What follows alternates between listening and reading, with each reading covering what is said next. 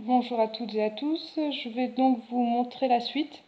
J'ai pré-perforé le jean ici parce que mon aiguille sinon se rétracte, le tissu est un peu trop épais et il se prend dans la trame du tissu et l'aiguille s'enfonce dans le stylo, ce qui n'est pas super pratique. Donc on reprend les bonnes habitudes, le trou de l'aiguille qui est toujours vers l'extérieur, le fil ne doit jamais être de l'autre côté. Comme ça ici c'est pas bon, en fait ça va réentraîner le fil derrière et comme le fil c'est juste des bouclettes à l'arrière, rien n'est tenu, donc dès qu'on tire un petit peu, tout se défait. Donc ce serait dommage de défaire l'ouvrage que vous avez commencé. Faites bien attention à ça.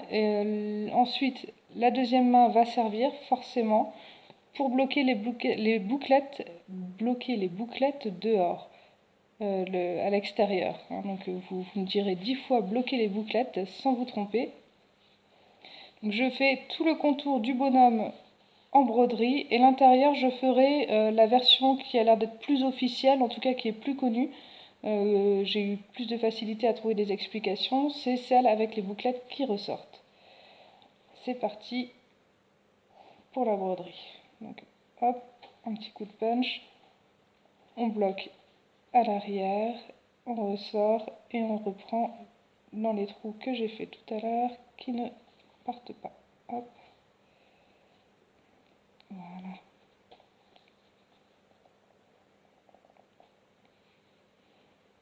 Ou pas. Bon, mon tissu s'est déjà remis un peu en place. C'est un peu gênant. Le problème, c'est que j'avais acheté un premier stylet en plastique que j'avais vu sur Amazon, qui était avec où on pouvait régler la longueur de pointe, machin, machin. Tout était en plastique et c'était de très mauvaise qualité. Je l'ai renvoyé. J'ai pris celui-là à la place, mais je pense pas que ce soit un problème de qualité. Là, pour le coup, je pense que c'est plus un problème de choix de matériel. J'ai préféré ne pas me faciliter la vie, sinon ce serait pas rigolo. Je ferai les bras après. Donc là on le voit, les bouclettes à l'arrière. Et en fait, je tire un petit peu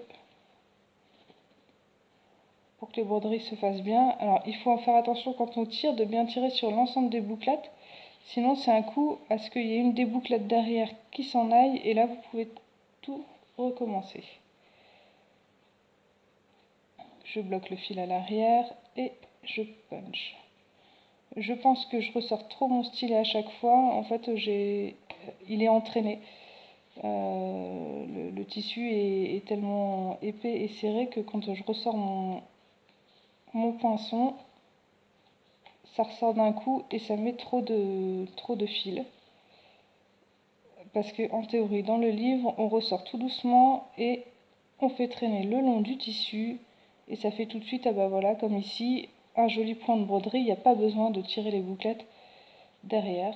C'est moi qui fais ça de façon tout à fait artisanale, débutante et tout ce que vous voulez, mais le résultat est là quand même. Donc là, on le voit, ça commence. Ce qui est sympa, c'est que contrairement à la broderie normale, je me suis pas fait mal aux doigts. Parce que franchement, à chaque fois, passer à travers alors pour ceux qui me connaissent, j'avais déjà fait plusieurs broderies sur du jean et c'est assez douloureux. J'ai besoin de mes doigts et c'est d'ailleurs pour ça que j'ai commencé à m'intéresser au punch needle.